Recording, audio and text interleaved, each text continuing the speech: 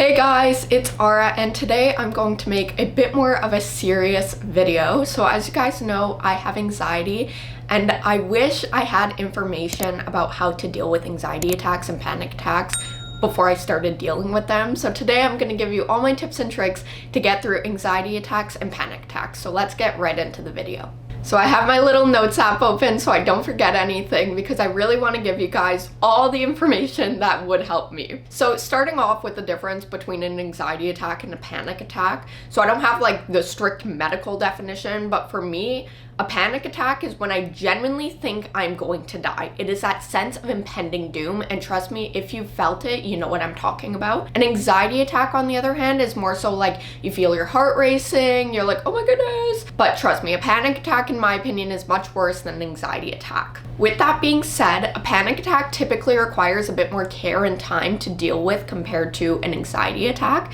So I would make sure if you're feeling the symptoms of a panic attack to try and remove yourself from that situation, but we'll get to that later. For reference, I personally have way more anxiety attacks than I do panic attacks. I have had, I want to say 5-ish panic attacks in my life, whereas anxiety attacks, I typically have like 5 a week. And granted, I would like to say I've been diagnosed with severe general anxiety disorder and panic disorder. So I just go right past the anxiety attack to the panic attack. But as I said, I've really only had a few panic attacks in my life, but let me tell you, they're an experience to say the least. So let's start off with, how do you deal with an anxiety attack? So let's bring up my little notes app. So number one is just breathe, okay? Like literally go.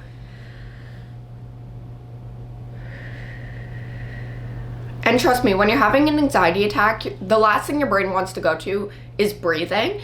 But as you have more and you experience it more, it's easier to do. Like the first few times, you're really gonna have to force yourself to breathe. But as you experience more, it just becomes second nature. It's like, oh, I'm feeling anxious, let's just breathe. So there's a few different methods online. You just find one that works for you. Personally, for me, literally closing my eyes, just taking a deep breath in and going out. But there's the 4 method where you breathe in for 4 seconds, hold for 4 seconds, breathe out for 4 seconds, and then, I swear it was a square. I don't remember, but I know there is that method. So I'd recommend breathing, okay? And that goes for both anxiety attacks and panic attacks, but as I said, right now we're focusing on anxiety attacks. Next is literally saying out loud, I am going to be okay. This does wonders, especially if you're having an anxiety attack while driving, for example. You can't really close your eyes and breathe. You can obviously breathe with your eyes open, but I feel like closing your eyes just helps you be still and in the moment, because anxiety attacks are typically like for what's to come, not actually you present in the moment. So literally just saying out loud, I'm gonna be okay, you're strong, you're gonna get through this, it's just a phase. Like, trust me, it does wonders, okay? It's the same thing with like positive affirmations. Eventually you're gonna believe it if you've literally said it 50 times in 1 second. Next is fidgeting with your hands. So this can be, you either have a little fidget toy, or personally what I do is literally when I'm breathing, I'm like,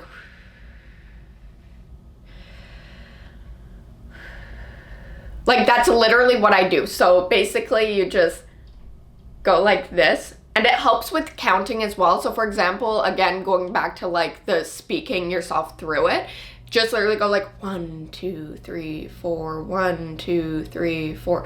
That's because I played music growing up, so that's kind of calming to me. But I highly recommend using either a fidget toy or using your hands, because that's something you can do without having to remove yourself from a situation, right? And the whole goal, well, in my opinion, of dealing with anxiety is trying not to remove myself from situations, because then you get that sense of FOMO and like no one wants to deal with that. Next is actually a tip from my mom, but she recommends snacking on something sour because it actually gets your mind off of your anxiety, because your brain is like, oh, something sour, have to deal with that now. So maybe just always keep something sour in your bag. And lastly, if you're feeling uneasy still after all of these steps, take a GABA. A GABA is basically a holistic over-the-counter medicine. It's not even medicine though, I don't really know how to describe it. But in your brain, you have GABA receptors, and I don't really remember the science behind it, but just taking it like brings your stress levels down. And trust me, I've taken a bunch in my life, like they do work. So I highly recommend going to your pharmacy or your naturopath and grabbing yourself a little tub of those. Next, let's work on how to deal with panic attacks, because these are genuinely some of the scariest things you'll go through. I'm obviously not trying to scare you guys, but once you find out that you're having a panic attack, it's a doozy. So first thing to realize is typically, at least with my panic attacks, you go through an anxiety attack and then it hits a certain point and it's now panic attack territory. And as I said earlier in the video, it's typically that sense of impending doom. So you literally think you are going to die, you're going to faint, no one's going to be there to save you. Like, trust me, you'll recognize it when you start to feel it. Let's jump right into it. So as you guys noticed, with the anxiety attacks, the last step is take a GABA. With a panic attack, the first step is take a GABA. Okay, like really, like nothing else is going to help you in that situation, like at first, other than just trying to lower your stress levels physically, like literally trying to lower them. The next thing is remove yourself from the situation. So for example, the last panic attack I had, I was at a staff Christmas party, and let me tell you, it was just very hectic, it was very loud, it was very hot, and what I did is I just removed myself and went to a quieter and cooler place. Typically, these are bathrooms, okay? Take a hint from me. So just go to the bathroom and literally start pacing. Like, just walk back and forth. Trust me, it does wonders. Walk back and forth and start breathing, okay? So again, we're doing the exact same thing that we did during our anxiety attack, but now we're moving, okay? And it's gonna help regulate your heartbeat, okay? Because right now, typically during panic attacks, it's going right up, and we're trying to bring that back down, okay? Because when our heartbeat goes up, typically that means we're feeling hotter, and when we feel hotter, we feel more stressed, okay? So we're trying to bring it back down and calm ourselves down. So then what we're gonna do is, if we're still feeling anxious, still feeling panicky, we're gonna turn on the tap of water and we're gonna run our hands under cool water, okay? Trust me, basically everywhere you guys are going has a bathroom, okay? So I know you guys can do this, unless you're having a panic attack while driving, in which case, some things you obviously can't do, but I've been there, okay? Run your hands under cold water, just really try and cool yourself down. And lastly, not lastly, technically there's one more step after this, but open up your notes app or journal. Typically most people don't just carry a journal around with them, and just start writing down literally every single thing you're feeling, okay? Because getting it out on paper, sometimes you realize, what am I even panicking about? Like, why am I feeling this way? And then you start to realize, like, oh, maybe I can literally start dealing with this head on. So for example, one time when I was getting my new car, I was literally having a panic attack, had to keep leaving. I was like, I'm gonna die, let's cancel, like I'm just gonna keep my old car, whatever the case is, okay? And then I went outside and I realized, what is actually causing this panic attack? And I realized it was way too hot.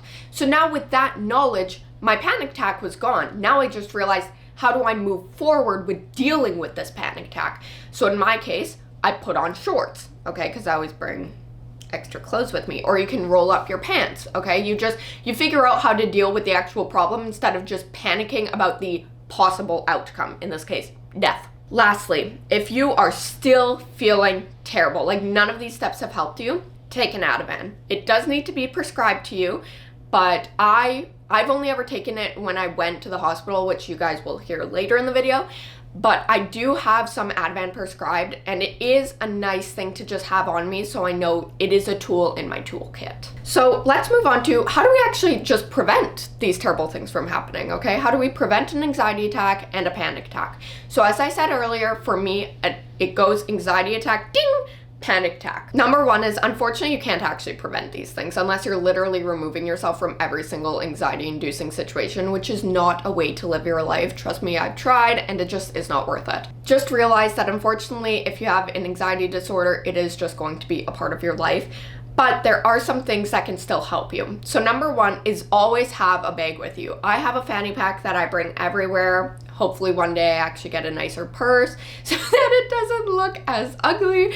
But always carry your meds with you. So for example, I take escitalopram. So I just carry my escitalopram with me. I carry my Ativan with me, and I carry my GABA with me. As I said, you can get GABA from a naturopath. The two other things have to be prescribed to you. Next is bring a doggy bag or like a little vomit bag with you. I've never vomited, but when I get anxious, I start to feel nauseous. And just knowing that I have something there to help me in case I do vomit is very calming, honestly, because think about it, if you're feeling sick, you're like, oh my goodness, where can I vomit? Am I allowed to vomit on this floor? Am I allowed to vomit in my car? Like, obviously, yes, you can, but sometimes it's a lot nicer to just have it in a concealed place. And lastly is, this doesn't go in a bag, but just wear non-restrictive clothes. Don't try and wear tights if you know you're going out somewhere that's going to be anxiety inducing. Don't wear your defined jacket Lululemon situation. Try not to wear very thick clothes because, as I said, typically when you're cooler, you aren't as stressed, okay? So like, for example, when I first went to the doctor for the first time ever, like by myself, I wore shorts literally in February. And mind you, I live in Canada.